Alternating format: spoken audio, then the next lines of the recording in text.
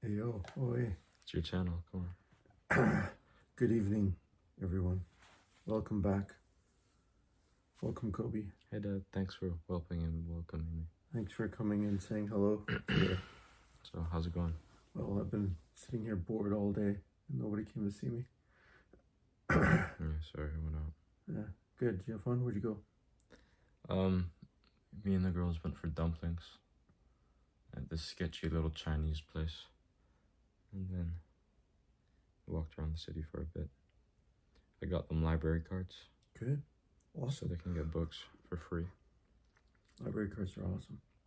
And then we came home, and I got Kyla to make a new TikTok account for me, and she's gonna be a manager of it, and she's gonna Be a manager. she's That's awesome. gonna post a bunch of videos to try and make me go viral, because right now it's getting a bit Unviralish. Yeah. I think I started like a year ago today, or a year ago yesterday is when I started uploading videos. I think it was a year ago today where I started uploading like my music to How TikTok. often do you put stuff on TikTok? I never look at TikTok. I barely go on there. I barely use it anymore. But I decided that we need to. Yeah, TikTok's the way. I guess, yeah. Good stuff. But you just gotta learn how to market yourself. I'm noticing I'm already looking smaller. Like I need to work out more. It's the angle. Is it the angle? How about now? So now you look bigger. No, I still need to work out. I need to get back out to it. Better, better. So, why haven't you been filming videos? You have time, as you said. I've had time. So you could be doing this. I've been reading, watching videos, watching hockey. Reading what? I was reading a book on Revelations, actually. Yeah? Yeah. Is it my book? No. Oh. Another one by S. Michael Wilcox. Interesting. Something like Who Shall Be Able to Stand or something like that. And what did you think about it? It's really good. I like it. It's a different approach. It's more symbolic and more figurative as opposed to trying to figure out literal aspects to it, which are interesting too. So it's another look at it, a fresh look. The one I read, it's called In the Last Days. I forget who it was by, but it doesn't really give any opinions at all. But it's basically just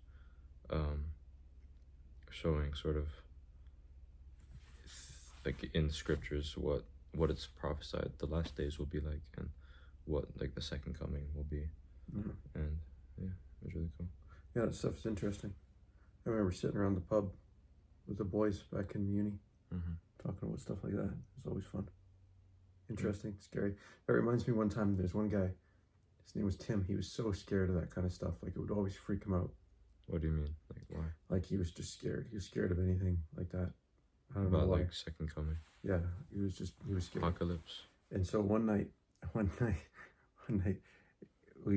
this was in residence. At Dalhousie. At Dalhousie. Me and, what did we do?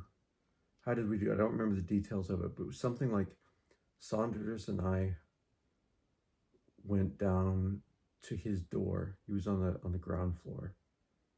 Soja had sort of like medium length hair. We had him grease his hair back, and we painted his face white, and we put 666 on his forehead. And Soja went to his window. No. And so Soja was like at his window. This is messed up. How was it? Maybe we went to the door first. We started banging on his door and we were yelling stuff. I don't remember what we yelled, but it was something to get him to go to the window. And then he went to the window and he would have seen Soja. And then we just heard him scream. And I don't even remember the details of this one, but I just remember then finally Saunders and I had to like tuck tail and like we ran because he started running after us. And he was like a big guy. He was one of the scrappers on the hockey team. Did he know it was you guys like straight away? Not straight away, because first we heard him scream like he was scared out of his tree, and then he sort of figured it out, and then he came after us.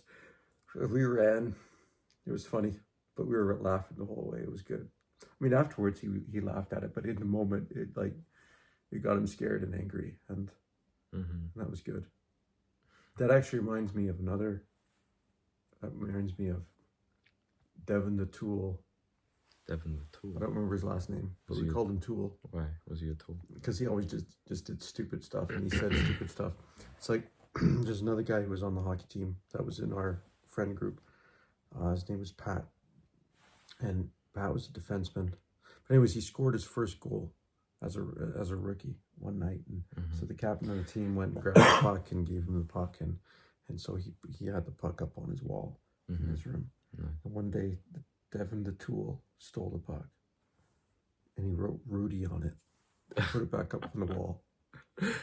It's like, it's a bit. You don't do that. Like that was a bad joke.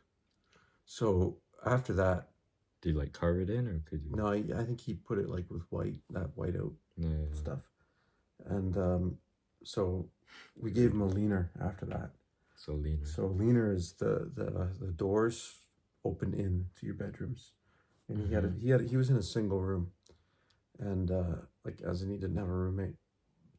So we took one of the big massive garbage cans, and we filled it up. Like, like the ones that you see outside McDonald's kind of thing. When you put it on the top of the door. Yeah. No, it wasn't there. We leaned it against his door. Oh, so when he opened full of water. So when he opened up the door, it just flooded his room. Yeah. And I think we got him like with a few other ones after that. And they were all good ones. Like bigger ones on scale. But it's like you don't write Rudy on the guy's first goal. Yeah. So yeah, he deserved it. At least you got him back for it. Yeah. But he was also just a tool. Like, yeah. Practical jokes are good, but he didn't know how to do them. He had no, I don't know. Awareness.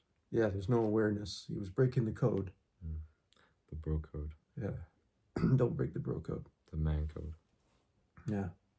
Yeah. There's another one we did. I forget who was on. I think it was on Brian. We called him Twatty. Twatty? Yeah. Why? I don't remember why. But bro, I wish like friends and stuff like had nicknames for everyone. That would be so cool. My nickname was Cobain. Yeah. But I've been called Cobain before. Yeah. But I used to have hair, and so I was called Cobain because when they started the Frost Week thing, the initiation, we got initiated the first day of Frost Week. And so we'd all like go crawling in on your hands and knees into the room where the guys who were leading the initiation was. And I, was crawling in, and all they saw was this long blonde hair. And so you didn't have blonde hair, did you? Well, when it was bleached in the sun, when it had been out all summer, it was kind of blondish. Interesting. So then if I cut it, it would be more brown, but otherwise it would be more blonde. And so they called me. They didn't even see my face. They just saw the hair, and they started calling me Cobain. What year is this? First year uni. About what year? Year would have been 94. He died that year. Pardon me? He died that year as well. Was it that year? Yeah. So I was in Cameron House, and our mascot was a killer cod. So they had a codfish in a bucket, and they put the fish out. Everybody had to kiss the cod. Yeah. And some unlucky folks had to swallow a goldfish. Damn. Yeah, it wasn't me though. Yeah. That's not. Yeah. I didn't have to. That's tough for the fish, man. That's dying by acid. I don't wonder what that feels like though for you to have like something like going around in your gut. Why did people have to do that? Was that like a punishment for something? Or? I don't know. Maybe they didn't. I don't know. That's tough. I don't know. So he's really the killer. The killer cod. But anyway, so I've got a hockey jersey downstairs actually that has a killer cod on it. But what does your blue leather jacket say? Does that just say Dalhousie University? The blue one, no, that's from high school. That's from collegiate. Yeah, I've got another. Did you wear that for a while, or how long? Yeah, no, I wore that for a few years. It was actually originally your Uncle Todd's, really? And then he gave it to me. I think I had that from grade 10 on, because he gave it to me after he graduated, and I was in grade 9 when I finished grade 9. He finished high school. And so I've got another one actually in the basement. What did he for the football team? Oh really? You should, yeah. Have you seen that before? Yeah, you've probably seen it. It's downstairs. I'll give it to you so you can wear it to school. Yeah, the thing is like I want to wear those jackets, but I also don't want to ruin them. But like I wore them. I didn't get ruined. You can wear them. Yeah, but still. So get ruined if you wear it out once or twice. Good though. Yeah. But that was what we were talking about, the pranks. It reminds me of the one on 20. So he, he had a few good ones. It's just, I think I told you about this. We're all sitting at lunch one day or breakfast, and they had put out these flyers and stuff about this like alcohol awareness Mm-hmm. kind of thing. And it was the night before. The night before Brian had 20 had gone to bed, and he went to his room. He went to take out his contacts. He took his contacts out, and then he crashed on his bed. And then I guess he woke up a little while later, and he's like, "Crap! I gotta take my contacts out." So he's like digging away on his eyes, and he can't find his contacts. So he's just digging and digging and digging. But he had already taken them So out. his eyes were so swollen, it was like pus coming out. And he comes down, and we didn't know this until he comes down in the morning for breakfast. Because he was drunk, right? So he didn't like. Yeah, and we're looking at him, and his eyes are all swollen. He's got pus coming out, and at this point, I mean, we like to joke around a lot, but it's kind of serious now. We've got this alcohol awareness stuff in front of us. We're like, Brian, you got to go to this. I mean, we'll go with you if you want to, but you got to go with it. Did you He's say like, it in the jokey way, or was it? pardon me? Did you say it in like a No, jokey we way? were serious. We were completely serious. We said it serious, everything. But then he's just like looking around. He's like, I don't even know effing alcohol awareness. It's like his eyes are puffed and they're pussing. And so then that becomes like comical, right? Because then it's like the worst case of denial. Yeah. And so of course a few of us chuckle, but we're like, no, like seriously, you gotta come with us. But I think it was that night before when he had passed out, he had dug up his eyes. That Soj and why Soj is in on everything. Actually, that's a lie. I mean, he was, but so was me, and so was Saunders, and there was a group of us that enjoyed. Maybe you all were just jackasses. It was all of you then. No, nobody ever got hurt. Nobody ever got hurt in the jokes. Well, did they get hurt after? No, not so much. So, anyways, we'd gone to Twatty's room, and he's passed out on his bed. It's like, so, you got to do something with that. Mm-hmm. So we shaved like a checkerboard into one leg. We shaved something else into the other one. I don't remember what it was, but we'd done them both up pretty good, And so then we put like toothpaste over his eyebrows, and I think in his armpit, because that like dries him out and that makes him really icky. You put it on Toothpaste in acne. your armpit. Which, I mean, I didn't know that until somebody said it, but it made Oh, it sense does? because Nana said like if you had acne, you could put toothpaste on the pimple, and it just dries it up. So I imagine it irritates your armpits pretty bad. So he put some of that in his armpits. I feel like you'd be a terrible roommate to live with. I mean, I do live in the same house. Oh no! But like Saunders as a and I friend roommates. in university or something, I feel like I would not. Well, my enjoy roommate it. Saunders, we never did anything bad to each other. But actually, that reminds me of another one. I'll get to that in a minute. But it was always just fun stuff. Like nobody got hurt with it, right? Mm-hmm. And what was it? I think we'd done one of his eyebrows. I think we took off one of his eyebrows or something. And then we left, and then we were coming back to do, because we got like a couple ideas, like to do more stuff. So we had to go get supplies. So It's like we're planned. We're coming back, and it's like premeditated murder. You get so much more time for that. Like you get so much more time for that. This is so we're coming back to his room, and we open up the door, and there he is, and he's standing up now this time, and he's like, looks at us. There's like a mirror inside. He looks at the mirror and he sees himself. And I guess he looked down, and he looked like he was so funny because I think he was just in boxer shorts. And if this guy took his shirt off, I mean, we're like 18 years old or something at the time. The guy looked like he was 60. Like he was just like he had his old body. Like he looked older than I do now at 48. Like it was weird. And so he looked at himself, and he looked at us, and we're standing there with the supplies, right? And so he just starts running at us. And the rooms were they're in the middle.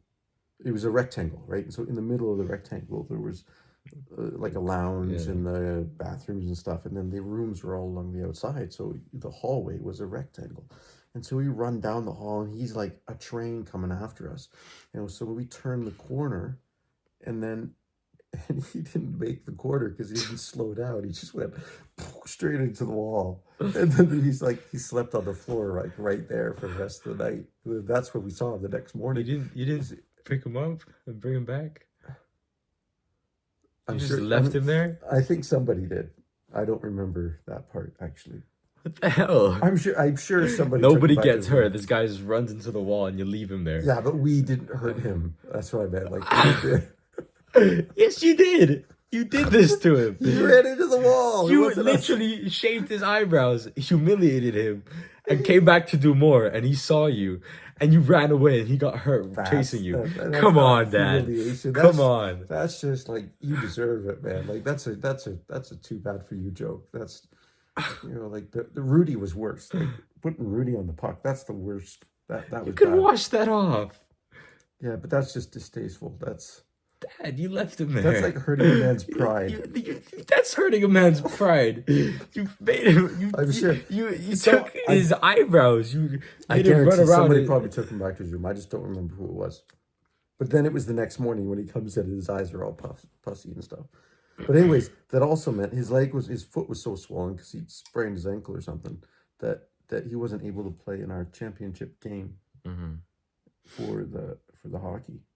Because we had But this you big didn't play intramural hockey thing. at I know we had university. an intramural thing though, and so I played on the intramural team. So we just had like one game per week for however long, and I was really bummed out in that game in the game because all season long I never played that well because I was on the track team, right? And so I had track practice in the early evening, and then after track practice I'd go and I'd play in the game. So I'm already exhausted from track practice. And so now once we got to the final game, track season had just finished. So that night, I was fresh, man. I had fresh legs. I was on fire. Like I was on fire. And I was playing great. And then we got to overtime because we were tied going into, we tied the regulation. And the coach guy of our team, his name was Boone. He had the Boone special. There was a pizza at the local pizza place, so you just call him up, say, "I'll have the Boone special," and it's like his pizza that he made.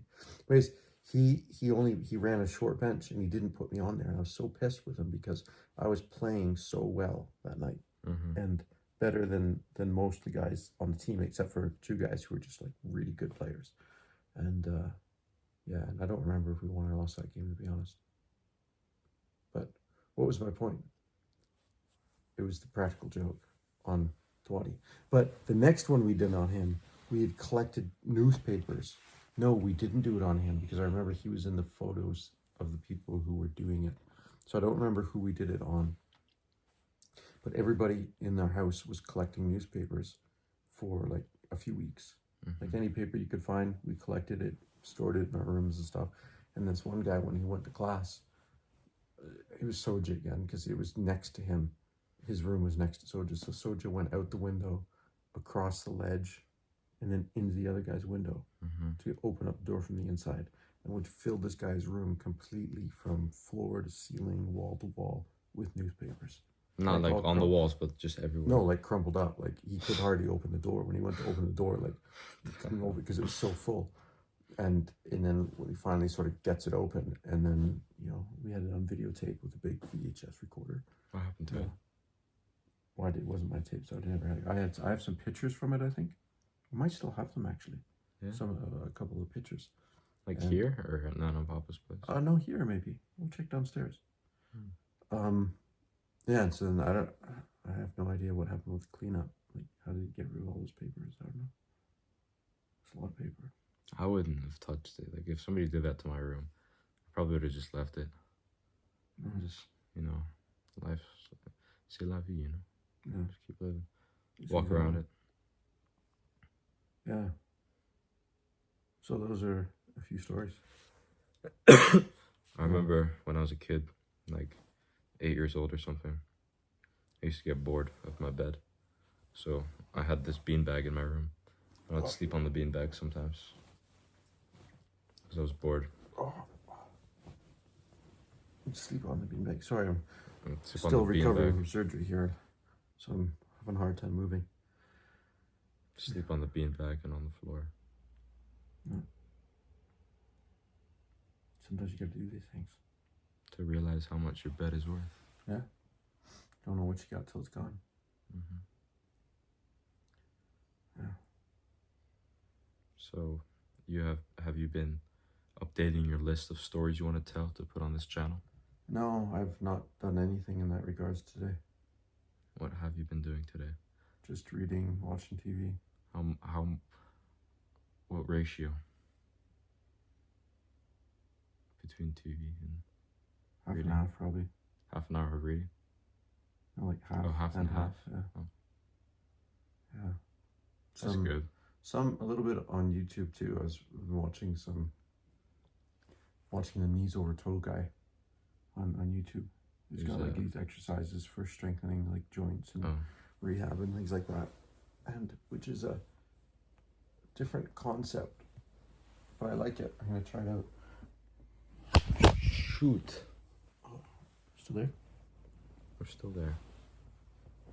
I'm gonna try it. It's a different concept from stuff that you learn in school.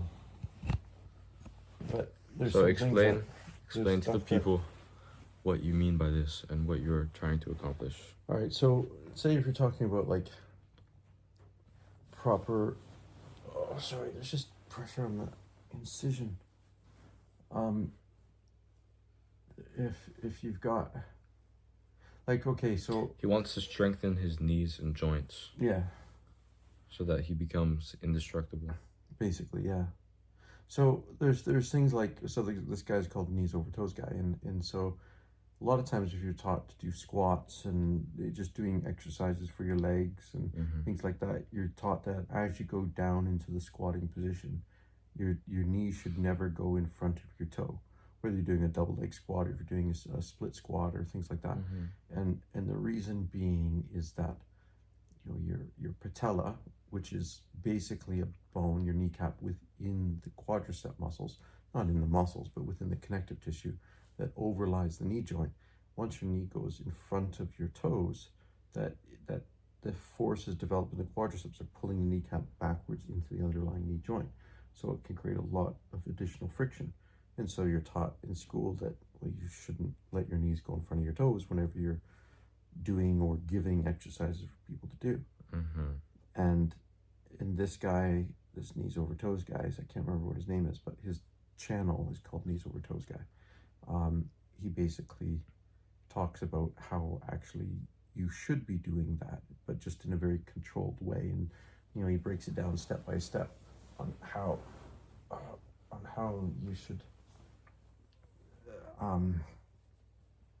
progress things without pain, to go step by step in actually strengthening up your ankles and your knees and your hips and everything to be able to, well, prevent and rehabilitate from injuries. And it's just a different look at it, and it looks kind of neat, and it sounds like it makes sense. So I want to start trying it. But also, a lot of things do sound like they make sense. Yeah. That's how you get a lot of people to do things. Yeah, but I want to start trying it myself too, because I don't really like the idea of blindly agreeing. Yeah, because I give exercises to people to do, and I tell people to do things at work for exercises. So I don't want to just go off of some guy who's heard on the internet, right? Like, I've been researching it and everything and looking at not just his opinion, but what other people's opinions are of him are. And so I want to try it myself as well before making new suggestions to patients. Makes sense. I want to experiment on myself a little bit first. I don't want to just say, oh yeah, check out this guy. Or do this without having done it or experienced myself. Do you give patients things to do as homework? Yeah. Do they ever not do it and you get mad at them for it? I don't get mad at people for it, no. But I usually only get how people... often do people not do it? You say it's more than not. I don't know. I don't focus on that. Like, I don't know, maybe I don't give exercise to every person, I don't think. I generally have a conversation with people though about what do they do for exercise, and in it's a conversation we start to get into for sure. And so I will get into it. Maybe it doesn't go by patient so much as it is how am I feeling that day. Like I might have a day where I'm focusing on more on giving out exercises. So I talk to people a little bit more about that, when they come in. And I definitely ask people what they do for exercise. And if they don't, I say, all right, well, get to it. Find something you like to do. Get after it. And then What we'll do you start. like to do? What do I like to do? Let me finish that last Yeah. thought first. I'll say, find something you like to do and get started in doing that. The reason being is the first principle is you have to move, right? You have to move all the joints and all the muscles through a large range of motion as often as you can. So, Yeah. so find something you enjoy doing, because if you don't enjoy doing it, you're never going to keep it up, right? So start with what you like, and then once you figure that part out, then we can talk about other things like, all right, well, where are the limitations of what you're doing? Like if somebody is only swimming, then they are not using weight-bearing muscle groups, right? Yeah. So that's great if you want to swim, get out, do it lots. But now let's add in a few extra things that you can do as part of your routine. If you only like cycling, it's like, okay, well, that's great, but you're sitting at work all day long, and then you're sitting on a bike, Yeah. right? There's lots of limitations to that too, because you're sitting all the time and you're not using, again, your weight-bearing muscle groups. You're in a seated position and you're strengthening that. Your spine's in a bad position. So I'm not going to say don't cycle, but these are things that you should do as part of a warm-up and definitely as part of a cool-down as far as exercises go and things like that. If it's sometimes it's like, all right, well, husband and wife come in, so all right, go grab some dance lessons. It's agility, it's coordination. I want to do dance lessons. Yeah, and it can be cardiovascular as well, and it can be really good. So start with that. But what do I like to do? So, I mean, I play hockey, but I kind of like doing almost anything. Do you remember Sandy? Yeah. So Sandy's been getting after me to go play squash.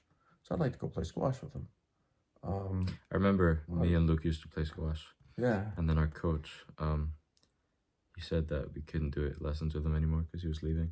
All right. And like leaving that place of work. Yeah. And the girls did ballet there. So one time after we stopped doing it with him, we went to pick up the girls from ballet, and he was working there. Oh, really? He just didn't like us. Anyways, continue. So I like squash. I like going for runs. I like boxing with you. I'd like to get. I would kind of like to do it with a coach though too at times. Like we could do that together maybe. Yeah. I like most things. I like kayaking. I like. My dream would be to live on a lake, have a canoe, a kayak, and a rowboat rowing shell. I'd like to go rowing. Guys, nothing beats that at dawn. You're out on the lake. Except flat water, rowing. Except it's a lot better when you're not tired as hell. Yeah.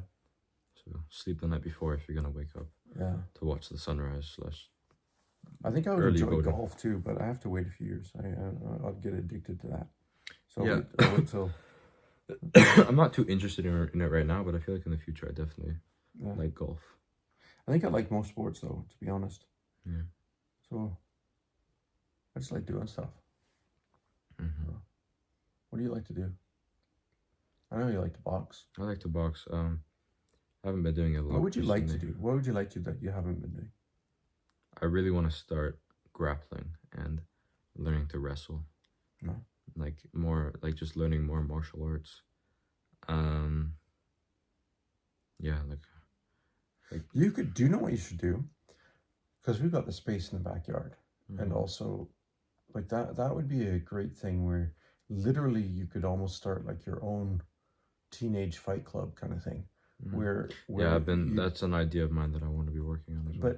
But I mean in a couple different aspects. I know we've talked about before where it's almost like a ladder tournament or something like that. But I also mean like you could have, let's say if you guys come together and you do a lesson on boxing one day, and then somebody else who is taking class and does have a trainer in a different martial art does a lesson on something, on Muay Thai or something like that, right? And then you can all learn some basics from each other, and that would be a neat thing to do it like at least like once a week minimum. You do it once or twice a week, and somebody who's a wrestler can start showing some wrestling, and you could, you know, do some of that, and that way you teach and you also learn from your peers, and they the same thing from them. I'm not saying don't get a coach or anything like that who really knows how to do it well, of course, and how to coach, but Yeah, I feel like I just need to find the right people to do that, but it's also, I have so many things that I want to be doing and like ideas that I want to be working on. A lot of the times I do end up just not doing anything, but I feel like that would need a very specific kind of people to kind of help me do that. And yeah, you're also probably be a only part of having a few guys. There's probably only a few guys that would be willing to commit to doing that. Yeah, you'd be surprised. I don't really think very many at all. Really? Yeah. That's sad. They're all drinking too much milk. Or watching too much TikTok. Yeah. I hate it. I just watch the girls, man. Like, they're literally... Kyla, I'm sorry, but it's true. Like, it's terrible with TikTok. Like, when she can't get on her phone because you have like a 4-hour limit for the day. So she's used all that up. Then she's on her iPad. She's on youtube.com using like shorts. She's on mom's phone. She's like always constantly on TikTok. And it's Yeah, that's terrible. not good. I hate it. That's not good. I've ever seen this picture once of like you're missing out on so much life. yeah. And I'm not saying I don't do it too. I do, but like I try to limit myself at least. There's a lot of there is a lot of good content out there. It's just there's just an insane amount of knowledge as well. But yeah. it's still, it's just if you're spending all of your time, if it's like you can't get it in one place, so you keep going to other places to look, like that's a full-on addiction.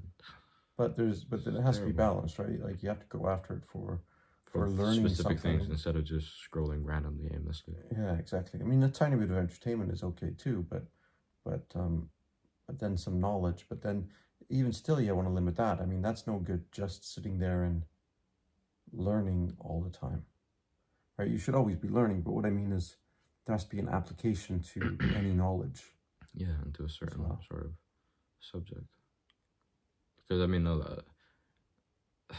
sometimes yes, there is insightful videos, like things that are interesting, and you learn something from it. But yeah, like I was saying earlier too, right? All that stuff I was watching on the Knees Over Toes guy, that was using YouTube as a resource to learn something. Yeah. I mean, I did see a couple cute dog videos today. Those are always cool too. But you can't watch many of those, right? You have to just limit that to. Because then your own dog won't be as cute anymore, will he? No, my dog's cute. Did you take him for a walk today? Mm-hmm. Good. Did you? Just like twice around the block, though. All right. Because the girls wouldn't go with me. But that reminds me of a guy named Hurdle. So Hurdle, I'm thinking of him because he was on his 5th degree. It's like absolutely weird. So he had the room. How old was he? I don't know. When you went? I don't know. His glasses were like this thick. It was like crazy. His room was next to my room. So how he was still in university in a dorm. Wait, his room was what? His room was next to my room. Uh-huh. So how he was still in a dorm is beyond me. After 5 years? Well... Or 5 degrees? I think he was on his 4th or 5th degree. How long does it take to get a degree? Like 2-4 years? I don't know. I don't know. Well, that's for a master's, right? Well, normally a bachelor's degree is 4 years. But maybe if he's got all the degrees from the same school, maybe the degree could be maybe one class could count towards several degrees. I don't know. I don't know exactly how that goes. But anyways, it was weird because we happened to be in this little area because normally the dorm, like, you don't want to be in there after first year university. It's fun first year, but after that, it's like, okay, it's time to move on. But was it cheaper? I don't know. I don't remember. But the whole dorm is kind of crazy because people are up all the time, and there's always. But my room was amazing because you had to go through a door to get to this extra part of the of the of the dorm, and there's only 3 rooms in there. Yeah. And me and Saunders were in one room. Now our coaches must have somehow got us in there, because one that we got in there, I didn't even know that this thing existed. But the one that I was assigned to a 24-hour quiet place, that meant that no noise could be going on there at all. Well, so that you could get well rested. It was freaking amazing, yeah. Because there's only 3 rooms. That's Go through a great. door, like it's a big door, and you had to have a key to get through that door to then get to your room. And so then me and Saunders, and he was on the hockey team, and I was on the track team. And then there was another room that had 2 guys in it. And then, but they were not athletes. And how they got in there, I don't know either. Like, that was weird because, I mean, they were both gay, but they were also partners, right? So, not that there's anything wrong with that, but the thing is Yeah. isn't that kind of weird that they happened to Yeah. be in the same room together? Maybe And maybe they were, became like, partners after the fact. maybe, I don't know. But yeah, I think we had like 1 hour a day where you were allowed You sure to they have didn't loud keep music. you up there? Well, I just one time I remember very. No, I shouldn't say this. Go ahead. I'm gonna say it. I remember walking because I had to like, You so you go through the first big door, and then my room was the first one on the left, and then Hurdle's room was the next one on the left, and then there was their room on the right, and then if you could walk straight, you go into the bathroom. So it's like one bathroom, but that was still pretty good because there's one bathroom for 5 people. Yeah. Whereas otherwise you're in a communal Yeah. one for like all these people. And so I remember one day walking to the bathroom, their door was open. We had 1 hour, which was called, I think it was called Amnesty Hour, where like anybody in the whole place could play their music as loud as they wanted, kind of thing. And so we would play ours pretty loud sometimes just to piss the other people off because they deserved it. But anyways, that Elton John song, Can You Feel the Love Tonight? That was playing from their room, and the door was open. Walked by there, and I regret looking in, but there was this open jar of Vaseline. Like, Can You Feel the Love Tonight's playing? And it's just like, oh shit. And I just walked in the bathroom. Not that there's anything wrong with why that. is their door I'm just open? saying, I don't know. I mean, I don't know where they were. I don't know. I didn't see them. I'm just saying that it was the mid-90s. You know, I was nice to everybody no matter what. I have no problem with anybody with whatever they think or do. Sometimes I just want some people to keep things to themselves, and I would, I keep my stuff to myself, and like, Yeah. I- Yeah. So, I know. Me too. but yeah. So anyways, the structure of the room. In my room, the wall that was between our room and Hurdle's room, it did not go all the way to the ceiling. Now it went all the way to the ceiling, but there was a false ceiling, like a floating ceiling. So if you happened to press up one of the boards, then you would be able to see the structure behind, which was the brick wall, right? So the wall comes up, and on each side of the wall, like, it's painted nicely or whatever, and maybe it had some drywall on it. But then you get to the ceiling. Yeah. But then You push it up, you can see the up structure. here, so the wall comes up, and then here's the ceiling, the false ceiling, and then the wall continued up to here, but then it stopped. Yeah. And then there was a space until you got to the cement of the roof above, like to the ceiling, right? So there's this gap that when you're just in your room, you'd never see that because you've got this false ceiling, a suspended ceiling down. And so I don't remember how we figured this out. I think maybe, I don't know, something had gone up and we hit it or whatever, so went up, and then we see that it's open, like that the wall didn't go all the way to the top. So one night we went up, not into it because you couldn't, but we like had one of the beds moved over. Like, we were both on, it wasn't bunk beds, it's like underneath your bed, it was your desk. It was your desk and stuff and dressers, and then your bed was on top. So it was like a bunk bed, but there was only one bed, right? Not right. So Saunders was one side of the room, I was on the other side of the room, but he was on the side that was against Hurdle's room. So we both like stood up on his bed, like to take out one of the panels. Hey, Bobo, okay. We take out one of the panels. Come here, yeah. Just don't step on me. I feel like that's quite dangerous with you. Oh, that's why I moved him like that. So we stood up on his bed, which meant we had to move one of the panels out of the way so that you could actually stand all the way up. And we had like I can't remember where we got them, but we got like marbles, and you just drop one,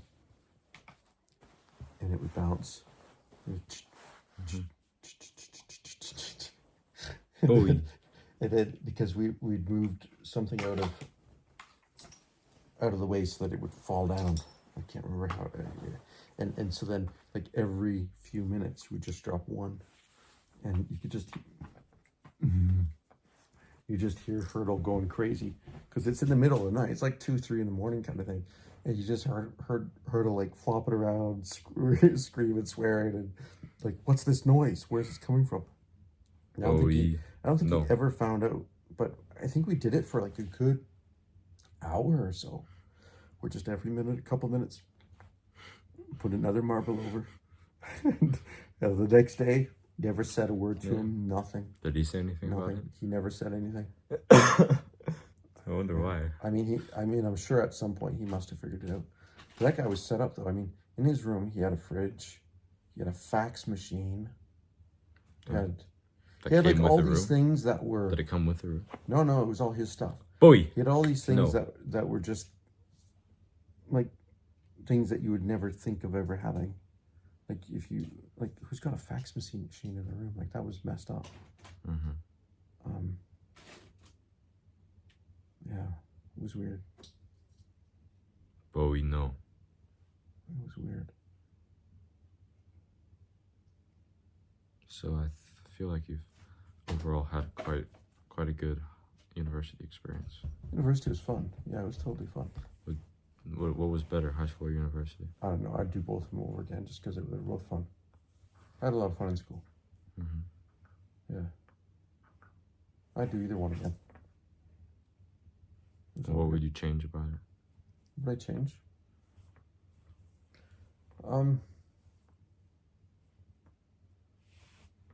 I think my overall confidence level. I would be more self-confident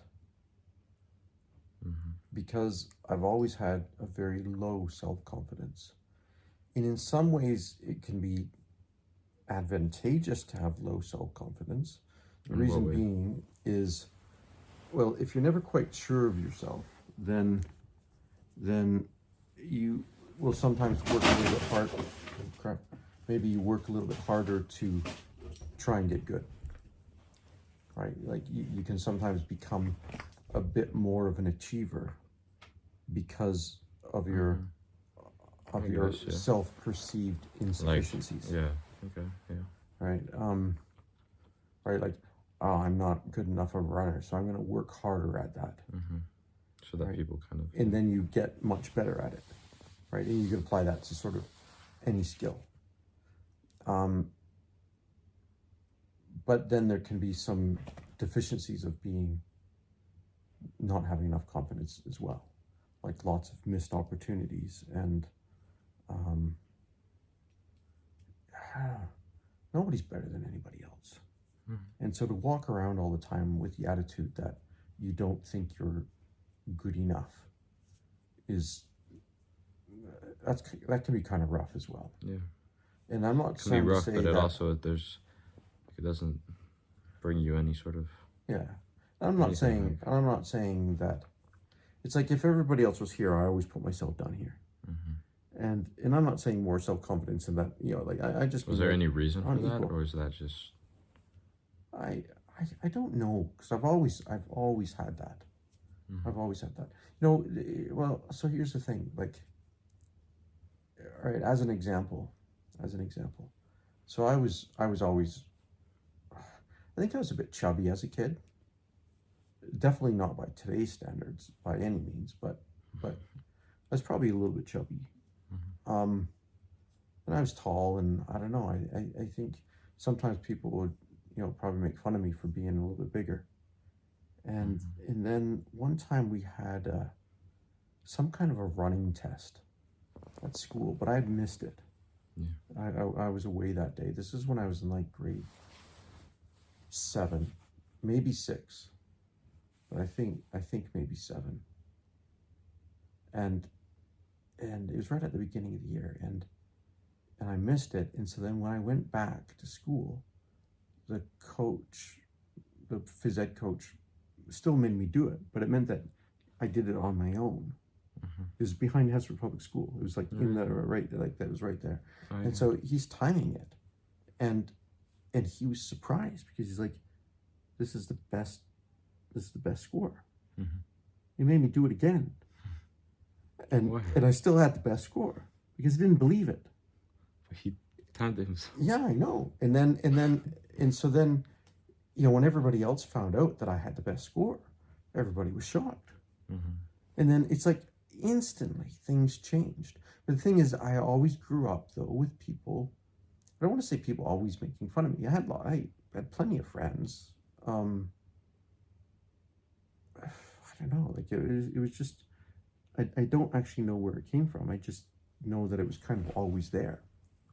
But then all of a sudden, it's like, okay, we get to the school track meet, and I end up winning the 100 and the 200. And so I go on to the county finals to represent our school and stuff, and both in grade 7 and in grade 8. And then it's like everything changed from there. I was on the basketball team, the volleyball team. I was like on everything in the grade school thing. And then you get to high school, I'm on the football team and the track team, and I was, excelled at both of them.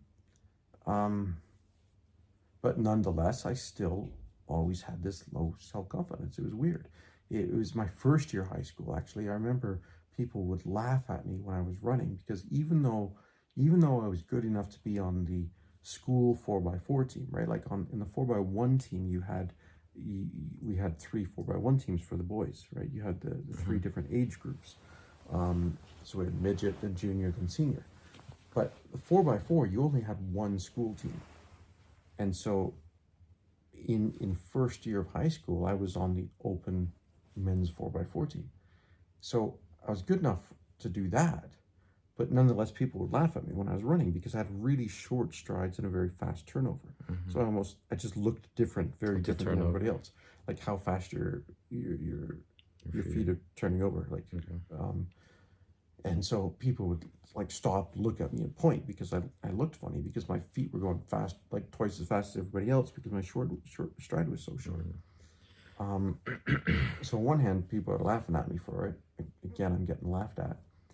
But on the other hand, it's like, okay, but I'm also performing well, Mm-hmm. right? So then the next year, I ran all through the winter. There was just a few of us. I think like 2 other guys. There was Dave Kent and Ben something. I can't remember Ben's last name. He was a few years older than I was. And we did a training program on ourselves all through the winter. And so I really improved my running a lot. And then also the coaches at the school were really good. And so the next year, I was much better. Mm-hmm.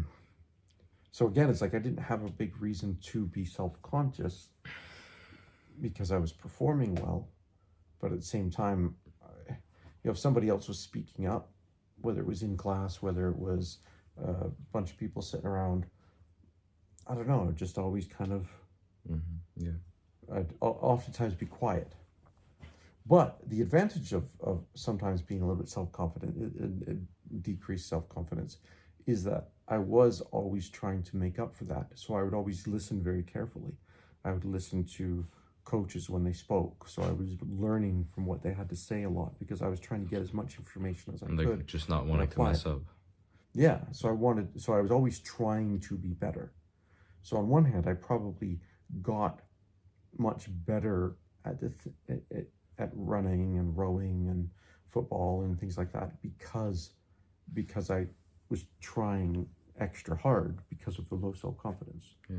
Right? So it kind of played on each other. On one hand, I prefer not to have the low self-confidence, but on the other hand, I think I might have been better at certain But there's things also a because of it. difference between being confident and just being cocky and thinking you know everything. Yeah. But confidence doesn't necessarily mean like you think you're better than other people. No, no, no, no. I wasn't. I'm not trying to say that. I don't think I know. I I'm not would saying. never want to be cocky, but Yeah, but I'm just saying like, you can still kind of be. Because I wouldn't say I have low confidence. I think a lot of times maybe I do feel that way, but I just kind of tell myself like it just doesn't matter, and that's kind of like the voice in my head like who cares? no, Like, it just doesn't matter, like and I find that it's a lot easier to live that way. yeah, like And kind of, when you've started doing like music and everything, and then you just play for people. yeah, that Like, was it really just- hard at the beginning. Like Was even it? playing for the family, like it was incredibly hard to just. But nonetheless, you did it. Because Like, it's also I've like always admired that because I've never been able to do such a thing. yeah, but it's Like, just that's- because I'm singing about like it's my own songs as well. So Right. I'm singing about something that's incredibly like personal because I write personal stuff. So when I first started singing to people and like that was incredibly hard, and I would kind of choose songs that weren't as I don't know personal and as emotional, or I don't know. But yeah. But I've just learned to kind You of can like say kind of. I'm gonna go shower. Hey? I'm coming in here to get shower stuff. Right. You seen my hair? gotta come say I hi. could Come say hi to the camera. fry stuff on it. Give a wave. Next one's with you, After I shower. or tomorrow. No. Right tomorrow. Yeah, do it after you shower. But yeah, I just have this constant voice kind of in my head all the time. That's kind of like not like that, but just like who cares? Like it just doesn't matter like at all. And See, I wish I had more of that. I envy that. But I don't envy that in a bad way. I mean, but it's more like I would like to emulate that. yeah, it's more like I feel like everything I really do kind of stems from losing Luke, and it's kind of imagine how much things he's missed out on and what I don't want to do. And if I ever die young or pass away like that, I'm constantly thinking of that, and it's kind of what do I want to leave behind? What person do I want to be remembered as? Yeah. And what things do I want to like? Yeah, what do I want to leave behind? What do I want to be known as? I want to be known as the guy that chased his dream or did all these things, or just do I want to kind of be the same as everyone else? And no, I don't. That's why I do. That's good. That's why I'm trying to do a lot of things. Why I film like all the time. I know I want you to do stuff like this as well. Yeah. I think that's why I'm doing it. What were you saying? I was saying I've had my neck wrenched like this all day, but I can't sit up very well for very long. Yeah, me too. I need to adjust my. I was saying that that's probably, I mean, of course, with your encouragement, that's I think why I've started doing this. It's very difficult for me actually to make these videos. It's very difficult for me to do these videos because I do think oftentimes, what do I have to say or share with anybody that has any value? But you know, like it's taken me. I'm 48, so it's taken me this long. And in addition to you encouraging me to be able to get to the point where I can do that, and it's a whole bunch of experiences that go together. Like sometimes I think that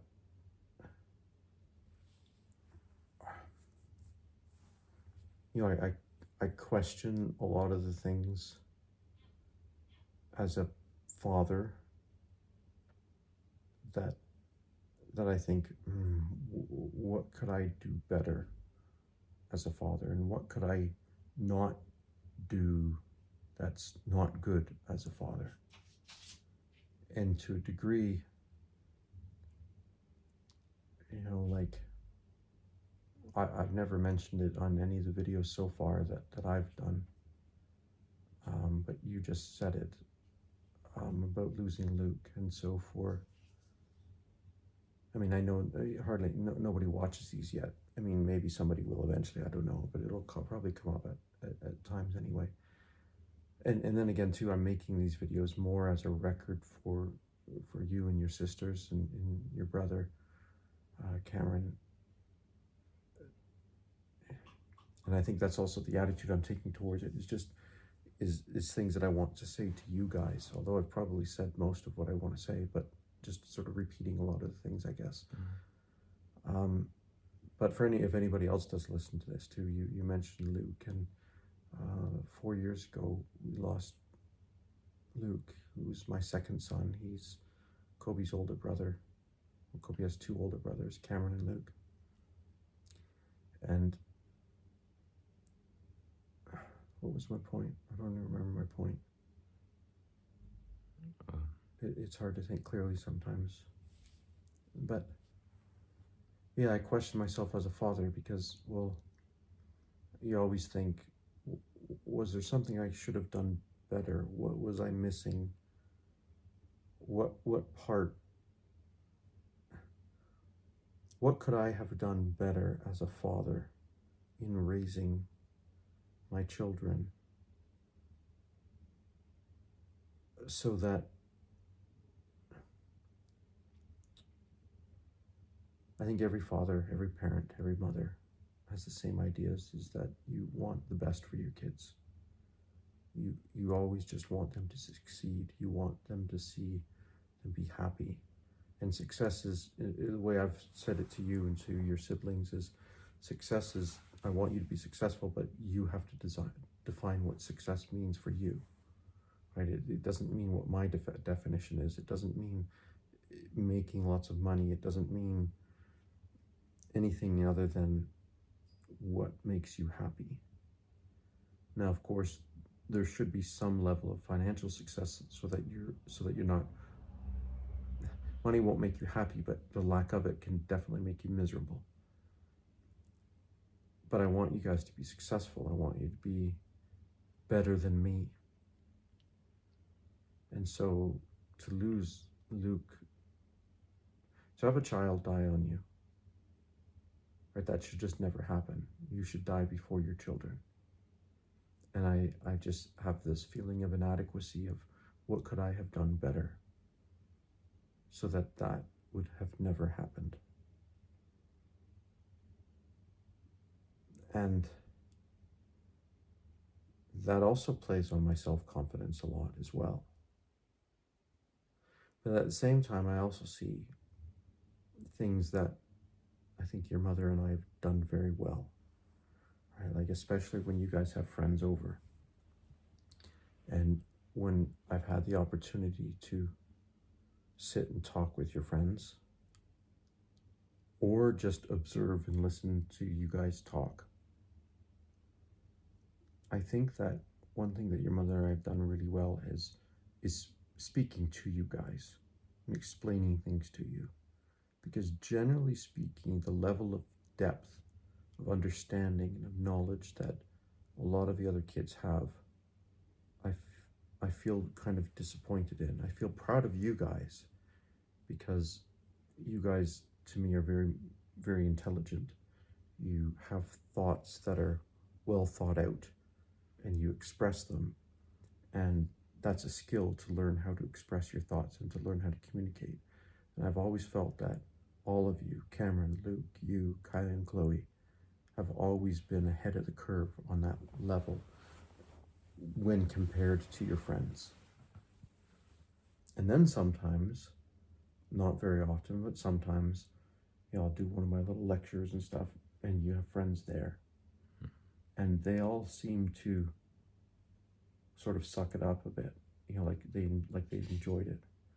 That's what the impression I get. And then sometimes I'll come to you guys afterwards and I'll apologize, and then you'll say that your friends told you when I wasn't there that they actually really appreciated it. Yeah. And so then I think, oh, well, maybe other parents are not doing it quite the same way. maybe they don't talk to their kids on quite the same level. And whenever I've had an idea, I've generally also explained to you why I think this way. I've never told you that I want you to think the way that I think. No, that's a lie. I don't want you to think what I think, but I want you to understand why I think this way so that you can learn the process and apply it yourself and come up with your own conclusions. And I think that's something that we have done quite well. So yeah, I mean, all my friends that you have that have witnessed the Dr. Scotty Dog lectures from, they have like talked a lot about it afterwards, how they enjoyed it. And yeah, so from that they all perspective think too, they're very philosophical.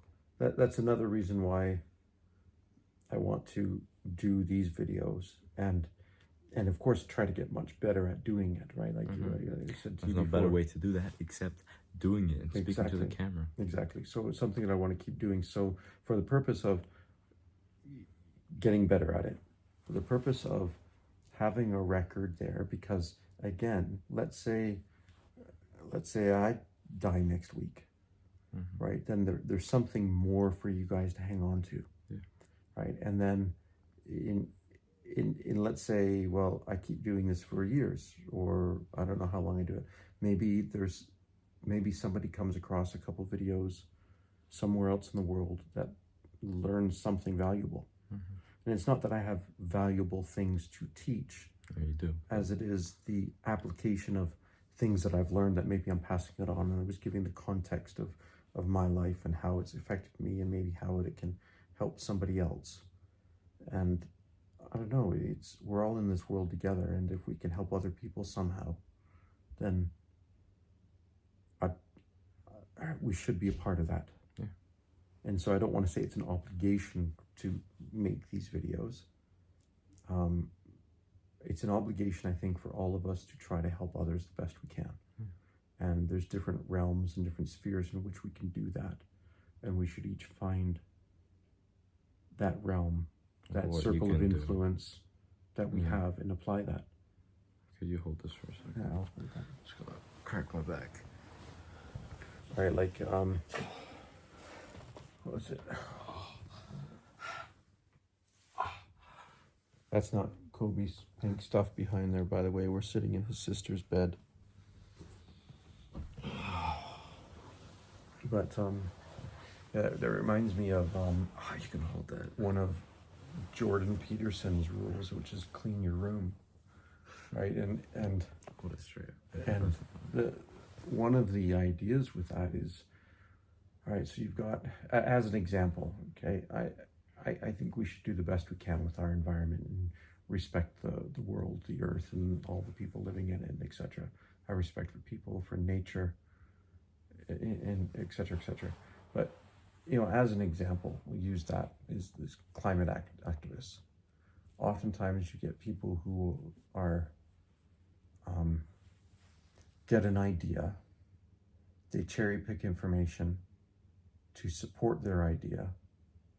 So they have a confirmation bias without looking at all of the angles and all of the information of all the different aspects in finding a solution to a problem. And then they go on and on and on and on, and they're screaming and yelling, and they're not having a dialogue, they're not having a conversation, they're not trying to effectively change policies. They're just trying to make as loud noise as they can to try to bully people into following their opinion, which is actually not even well thought out or well researched. And that's where the clean your room thing is first. It's like, so sometimes I feel like those climate activists, I feel like they're paid by like big oil companies or something to just make a fool out of actual climate activists. you know what? Because they could be, because the things they do, like sitting in the roads, throwing stuff and throwing beans and crap at throwing paint on paintings on buildings, like, what does and that everything. accomplish, right? Like it's just making a fool out of them. Yeah. Like nobody looks at that and thinks, yeah, go you, like fight for what you believe in. Like nobody does that. Nobody thinks that. So yeah, I feel like they're kind of all bought out. Anyways. So that's what I think, in one respect, Peterson's talking about is like, well, clean your room, right? Like, first start with something small, something that you can do. Just clean your room. Right? When you can clean your room, maybe you could clean another room in your house. Maybe you get your house in order. And maybe you can get involved in something in your community, right? And basically it would be like the principle of anything, right? You're not going to become a world champion at body, at powerlifting, or, by going in and getting on the bench and trying to lift as much as you possibly can. You have to progressively scale your exercise routine until you gradually get stronger and stronger and stronger, or faster and faster, or whatever the sport might be, right? You start where you are and you gradually get better. And so to go from here, somebody who knows nothing, to then trying to be on a world stage and it's like telling the world how they should do things, like Greta Thunberg. Yeah. Right, it's absolutely ridiculous, right? What does she do? When people have she just goes around telling people to clean up the world, and that's great, but she doesn't do it with any real research, right? And she's become this celebrity star for climate activists, when there's another kid that was the same age as her when she became famous. I think it was a kid from Spain or Portugal or something like that. He had developed something, and it was something about, basically it was a massive, I can't remember what it was. I'm going to make this up. It was something about capturing wave energy. It doesn't even matter. The point is he used his mind to come up with an extremely efficient way, and I think he even came up with a device that was very valuable in respect of conservation of energy. And it's like, okay, great. He's got a really good idea. He's thought it out. He's made something of it. Now, it might not be good enough yet, because you have to maybe learn how to produce it and how to scale it, how to roll it out, et cetera, et cetera. But that would actually be so much more helpful for the environment, as opposed to just somebody screaming who knows nothing. But nobody knows about this kid. It's like, well, he should be celebrated because he's actually done something to actually That's make the way an of the world. improvement. It's if you make your voice loud, more people will hear you. So. Yeah, and it's basically throwing away logic. It's throwing away rationale. There is no logic about the world, Dad. There is no logic. But someone like Peterson, who's saying, well, clean your room, right? People laugh at him because he says, clean your room. But they never actually read the chapter to find out what he's actually speaking about and what he actually means by it. And what he means is, start with something, get good at that, and then you can scale it larger. And then be as good as you can be, and make as much change as you can for the betterment of whatever you can, whether it's your household, whether it's your community, whether it's your city, your country, the globe, whatever it is, whatever your capability is, find it, meet that potential. But you're never going to meet the potential unless you go through the process, right? And so start with your own room, because it's a good starting point. And so there you go. Having said that, I should clean my room. My room's not very clean. But you should do it now. No. So when do you think you'll be up and at it again? I don't know. I'm going to try walking around a little bit more tomorrow. Today was just kind of rough because I get sharp pains every time I moved. And you were constipated last night. How's that going for thanks for bringing that one up.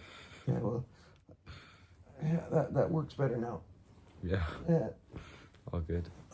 How does laxatives come out? That was a problem today. That was a problem today. So hopefully tomorrow's a better day. Well, I'm glad you've got over that hill. Yeah. So maybe it's a good one though. We'll leave it at that, because that's like good hour. Yeah, it's an hour. Okay. All right. Thanks, y'all. Signing out. Yeah. We'll see you tomorrow for the hockey game. Canada versus Germany, World Juniors. New Year's Eve. We lost against Sweden. Sweden, yeah, that's all right. They always beat us in the preliminaries and we kicked their butt in the finals. That's the way it goes in the playoffs. Get them next time. All right. Peace, yo. See you all. Ciao.